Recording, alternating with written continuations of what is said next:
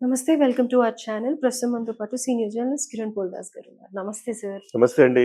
Sir, so 'Daaku Maharaj' కూడా సెన్సేషనల్‌గా హ్మ్. Movie tickets collection vice కానీ, మూవీ రివ్యూస్ కానీ చాలా బాగా వస్తూ ఉన్నాయి.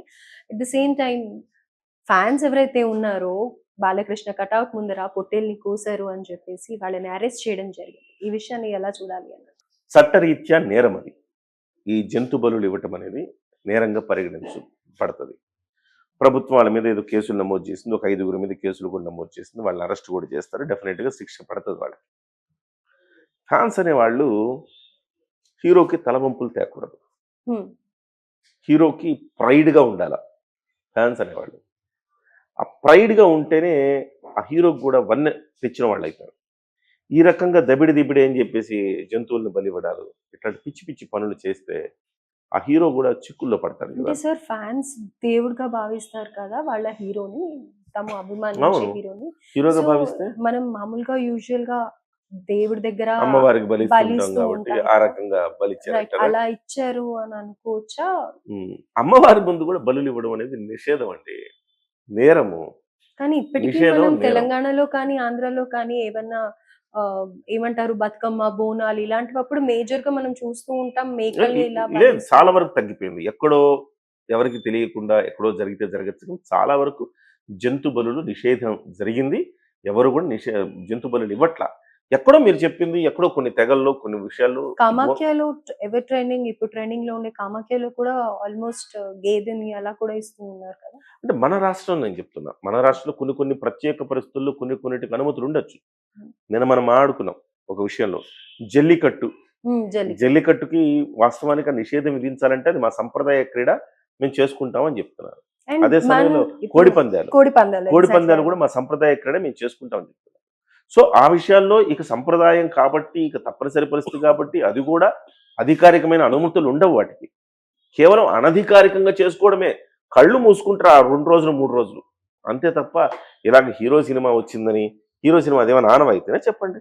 రైట్. హీరో సినిమాకు జంతు బలులు ఇవ్వడం చేయకూడదు. ఆనవాయితీనా చెప్పండి? దుర్మార్గం కదా అది. 4 తగిలించాలి లోపలేసి. ఇంకోడెవడు ఇట్లాంటి పిచ్చ పిచ్చ పనులు చేయకుండా. హీరోలు కూడా ఆ రకమైన బాధ్యతతో వ్యవహరించాల్సిన అవసరం ఉంది. ఇవాళ అంటున్నానని కాదు గానీ, కొన్ని అంటే అది వివాదాస్పదం అయిద్ది. కానీ తప్పదు చెప్పుకోవాలి. మనం మన హీరో ఫ్యాన్స్‌కి హీరో ఏం మెసేజ్ ఇస్తున్నాడు? ఎలాంటి మెసేజ్ ఇస్తున్నాడు? అనేది గూడా. ఫ్యాన్స్‌లో రెచ్చగొట్టే వ్యాఖ్యలు చేస్తున్నారా? లేతే ఫ్యాన్స్‌ని సక్రమంగా ఉండండయ్యా అని చెప్తున్నారా? ఇప్పుడు సాటి హీరో మెగాస్టార్ చిరంజీవి గారున్నారు. ఆయన వాళ్ళ ఫ్యాన్స్‌ని ఏం చేశాడు? ఇదిగో రక్తదానం చేయండి. చిరంజీవి గారి పుట్టినరోజు జరిగినా, పెళ్లి రోజు జరిగినా, సినిమా రిలీజ్ అయినా ఆళ్ళేం చేస్తారండి? రక్తదానం బ్లడ్ చేస్తారండి. బ్యాంక్‌కెళ్ళి సమాజానికి ఉపయోగపడే పనే చేస్తారు. సమాజం చేదరించుకునే పనులెప్పుడు చెయ్యరు వాళ్ళు. సో, అదే విధంగా కరోనా సమయంలో గూడా చిరంజీవి గారి మాటను అనుసరించి అనేక మంది గ్రామాల్లో, ఊర్లల్లో మంచి కార్యక్రమాలు నిర్వహించారు. అంటే వాళ్ళకి ఫుడ్ పెట్టడం దగ్గర నుంచి, అవసరం ఉన్న వాళ్ళకి సహాయం చేయడం దగ్గర నుంచి, ఆక్సిజన్ బ్యాంకులు, ఆక్సిజన్‌లు ఇప్పించడం దగ్గర నుంచి ఇలాంటియన్నీ చేశారండి. అంటే ఒక యథా రాజా తథా ప్రజ అంటారు. యథా హీరో తథా ఫ్యాన్సు అంటా నేను. అవునా కాదా? ఎగ్జాక్ట్‌లీ. అవును. మీరేం మెసేజ్ ఇస్తారు? మీరు ఉదయం లేస్తే అమ్మాయి కనబడితే కన్ను కొట్టాలి, కడుపుయన చేయాలి, దబిడి దిబిడే, అమ్మాయి కనిపిస్తే కొట్టాలి ఇట్లా. ఇవన్నీ చేసి మీరు సభ్య సమాజానికి ఏం మెసేజ్ ఇస్తారు? ఇవాళ బాలకృష్ణ గారిది ఎక్కడ ఫేమస్ తెలుసా మీకు? పబ్బుల్లో ఫేమస్. ఓకే. పబ్బుల్లో లాస్ట్‌లో జై బాలయ్య సాంగ్ ఎయాలా, అందరు ఎగరాలా, వచ్చేయాల. అది ఫేమస్. అంటే మీరు దేనికి ప్రతీకగా మారుతున్నారు? మీరు దబిడి దిబిడేలకి, ఆ! కనిపిస్తే కన్ను కొట్టాలా, కడుపు చేయాలా, ఇలాంటి వాటికి మీరు ఫేమస్. ఇలాంటి వాటికి బాలకృష్ణ గారి గురించి మనం ఆలోచిస్తే మనకు అవే తట్టాలి. ఒక హ్మ్. హీరో గురించి ఆలోచిస్తే ఏం తట్టాలి? కానీ బాలకృష్ణ పైగా గారు సీనియర్ హీరో కూడా.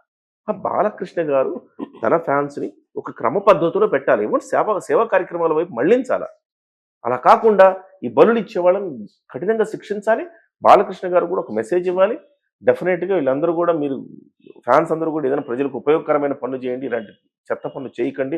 నా పరువు తీయకండి అని పెట్టాలి. ఆయన కూడా మెసేజ్ ఇవ్వాలి. హ్మ్. First thing. రెండవది బాలకృష్ణ సెకండ్ ఫేజ్ ఇది. యాహ్! బాలకృష్ణ గారికి గతంలో ఉన్న నెగటివిటీ చాలా ఉండేది. ఎప్పుడైతే అన్‌స్టాపబుల్ వచ్చిందో ఆయనకి చాలా పాజిటివిటీ వచ్చింది. ఇమేజ్ బాలకృష్ణ గారి ఇమేజ్ ఆసాంతం మారుతోంది. అప్పట్లో టీనేజర్స్ యంగ్స్టర్స్ ఇష్టపడే వాళ్ళు కాదు, చిన్నపిల్లలు అయితే ఆ. అసలు చూసేవాళ్ళే కాదు. Frankly speaking, sorry if I hurt this. అయితే బాలకృష్ణ గారి ఇమేజ్ ఆసాంతం మారుతోంది. ఇప్పుడు యంగ్స్టర్స్ అన్స్టాపబుల్ వచ్చిన తర్వాత నుంచి బాలకృష్ణ గారిలో మరో కోణం చూస్తున్నారు అంతా. కనిపిస్తే కొట్టడం, ఇట్లా తిట్టడం ఇలా చేసేవాడు. అక్కడి నుంచి బాలకృష్ణ గారిలో కూడా ఒక హ్యుమానిటీ, బాలకృష్ణ గారి గురించి మనం 4 మంచి మాటలు చెప్పుకోవడం అనేది మొదలైంది. ఈ మొదలైన క్రమంలో మళ్ళీ పాడు చేసుకోవటం, ఆ సినిమాల్లో మళ్ళీ ఆ దబిడిదిబిడేలు చేయటం, ఇవన్నీ కాకుండా కొంచెం కాస్త హుందాతనంతో వ్యవహరిస్తే గనక డెఫినెట్గా బాలకృష్ణ గారికి మంచి మూమెంటం ఉంది బాలకృష్ణ గారికి. ఏ సినిమా చేసినా మినిమం గ్యారెంటీ ఆడేస్తున్నాయి. ఒకప్పుడు వరుస ఫ్లాప్లు అయ్యే దగ్గర నుంచి ఇవాళ బాలకృష్ణ గారు నలుగురు సీనియర్ హీరోలు. ఇవాళ బాలకృష్ణ గారు ఇందులో మనం ఒప్పుకోవాల్సిందే, నలుగురు సీనియర్ 4 పిల్లర్స్ అంటారు. చిరంజీవి గారు, బాలకృష్ణ గారు, నాగార్జున గారు, వెంకటేష్ గారు. ఈ 4 పిల్లర్స్ సినిమాల్లో బాలకృష్ణ గారు సినిమాలే హెడ్ ఉన్నాయి. చిరంజీవి గారికి మించి ఆడుతున్నాయి ఇవాళ. ఆ ఒకవైపు అన్స్టాపబుల్ ఇమేజ్ పెరుగుతూ ఉంది. ఇలాంటప్పుడు బాలకృష్ణ గారు ఇది కరెక్ట్ సమయం.